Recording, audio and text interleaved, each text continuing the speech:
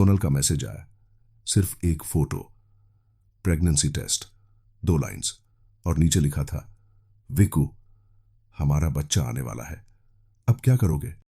भाइयों और बहनों, जो भी ये वीडियो देख रहा है, पहले फोन का वॉल्यूम पूरा बढ़ा लो, और अगर घर पर हो तो दरवाजा बंद कर लो, क्योंकि जो मैं आज बताने वाला हूं उसे बोलते वक्त मेरी रूह तक कांप जाती है। मेरा नाम विकी है, 34 साल का हूं, अहमदाबाद के नरोदा में रहता हूं।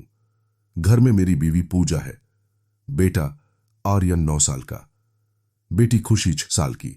मैं अभी भी उन्हीं के साथ रहता हूं, उन्हीं के साथ खाना खाता हूं। खुशी को रोज स्कूल छोड़ने जाता हूं, लेकिन अंदर से मैं हर एक दिन थोड़ा थोड़ा मर रहा हूं। लोग कहते हैं ना, प्यार एक ही बार होता है, मैंने भी यही सुना था, लेकिन महसूस 2 बार कर लिया। एक प्यार मेरी बीवी से, 12 साल पुराना, सीधा सादा, घरवाला, और दूसरा प्यार एक ऐसी लड़की से जिसके घर पर दारू मिलती थी। हां भाई, ठेका वाली लड़की, नाम है सोनल।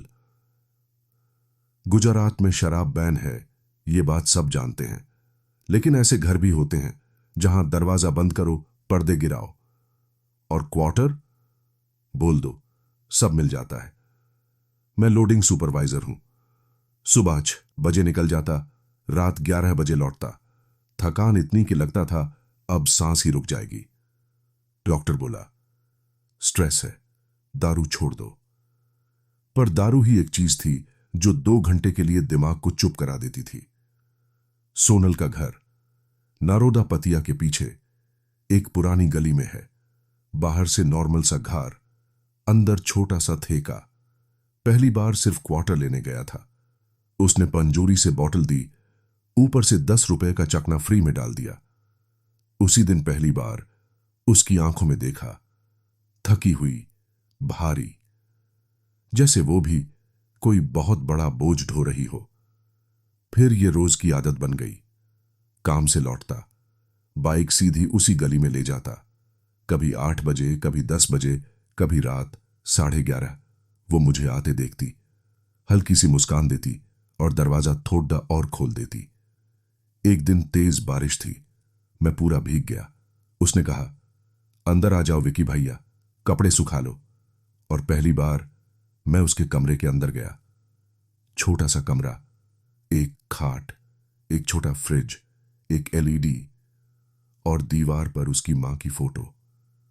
उसने चाय बनाई और हम बात करने लगे। उसने बताया, कोरोना के टाइम उसकी मां को ऑक्सीजन नहीं मिला। वो खुद बाइक लेकर सिलेंडर ढूंढने निकली थी, और जब लौटी उसकी मां जा चुकी थी। उस रात मैंने पहली बार उसके लिए रोया, धीरे, चुपके से। फिर धीरे धीरे हम हर बात शेयर करने लगे। कभी मेरी बीवी की बातें, कभी बच्चों की परेशानी, कभी उसके अकेलेपन की बातें। एक दिन उसने मेरे बेटे की फोटो देखी और बोली, कितना स्वीट है, मेरी भी कभी ऐसी होगी ना। मैंने हंसकर बात टाल दी, लेकिन अंदर कुछ चुभ गया, जैसे दिल में एक सुई घुस गई हो। उस रात मैंने थोड़ी ज्यादा पी ली थी, बाइक संभल नहीं रही थी। सोनल ने धीरे से कहा, यहीं सो जाओ विकी भैया, सुबह चले जाना। उसने मुझे खाट पर लिटाया और खुद नीचे जमीन पर लेट गई। सुबह जब मेरी आंख खुली तो उसका हाथ मेरे हाथ पर रखा हुआ था। उसने आंखें खोली और सीधा बोली, विकी भैया, मैं जानती हूं तुम शादीशुदा हो, लेकिन दिल तो मेरा भी इंसान है ना। और उस दिन पहली बार मैंने उसका हाथ दबाया और छोड़ नहीं पाया। उसके बाद जो हुआ वो गलत था भाई, बिल्कुल गलत। रोज छुप कर मिलना, रात रात भर फोन पर बातें, I love you, miss you, कभी हंसी कभी आंसू। मैं उसके लिए सोने के झुमके लाया, उसने मेरे लिए शर्ट सिलवाई। एक दिन उसने अपने घर के बाहर एक छोटा सा तुलसी का पौधा लगाया, नीचे मिट्टी में मेरा नाम लिख दिया और बोली, यह पौधा तब तक जिंदा रहेगा जब तक हम दोनों साथ हैं। मैं घर पर झूठ बोलता, आज बॉस ने रोक लिया, देर हो जाएगी। पूजा कुछ नहीं कहती, बस चुपचाप खाना गर्म करती। मैं उसके सामने आंख तक नहीं मिला पाता था। हर बार अंदर से लगता गुनाह मेरे चेहरे पर लिखा है। कल रात 1:30 सोनल का मैसेज आया। सिर्फ एक फोटो, प्रेगनेंसी टेस्ट, 2 लाइंस और नीचे लिखा था, विकू, हमारा बच्चा आने वाला है, अब क्या करोगे? मैं बाथरूम में जाकर बैठ गया, फोन हाथ में, और मैं 3 घंटे तक वहीं बैठा रहा। रोने की आवाज दबाने के लिए शॉवर चलने दिया। सुबह 6 बजे उठकर बच्चों का टिफिन बनाया। खुशी को स्कूल छोड़ा। वो दौड़कर मुझसे लिपट गई। पापा, आज पीटीएम है, आना ना? मैं मुस्कुरा दिया, लेकिन अंदर से बिखर गया। आज पूजा ने किचन में चाय बनाते हुए पहली बार पूछा, तुम ठीक हो विकी? बहुत चुप रहते हो आजकल। मैं कुछ बोल नहीं पाया, बस सिर हिला दिया। बाबा, मैं पूजा से बहुत प्यार करता हूं। वो मेरी पहली मोहब्बत है, मेरे बच्चों की मां है, 12 साल से मेरे साथ खड़ी है। लेकिन सोनल, उसका दर्द मैंने अपना बना लिया, और अब उसके पेट में मेरा बच्चा है और मैं यहां बैठा हूं, जैसे सब कुछ ठीक है, जैसे मैं बिल्कुल बेगुनाह हूं। हर रात सोने से पहले मैं खुद से एक ही सवाल पूछता हूं, क्या करूं भाई?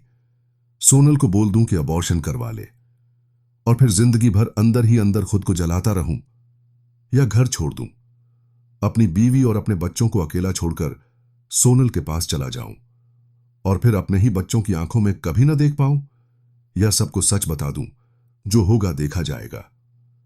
घर टूटे, रिश्ते टूटे, जिंदगी टूटे, बस सच बाहर आ जाए, या फिर तीसरा रास्ता, सबका दर्द खत्म करने का, खुद को ही खत्म कर दूं ताकि किसी को तकलीफ ही ना हो।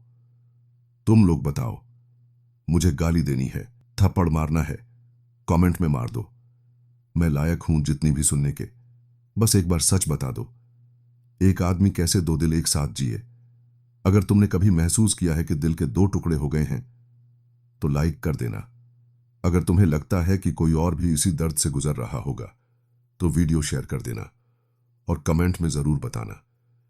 मैं क्या करूं? भगवान, मुझे माफ कर देना। पूजा, अगर तूने ये वीडियो कभी देखा तो मुझे माफ कर देना। सोनल, तू भी माफ कर देना। बस इतना ही कहना था।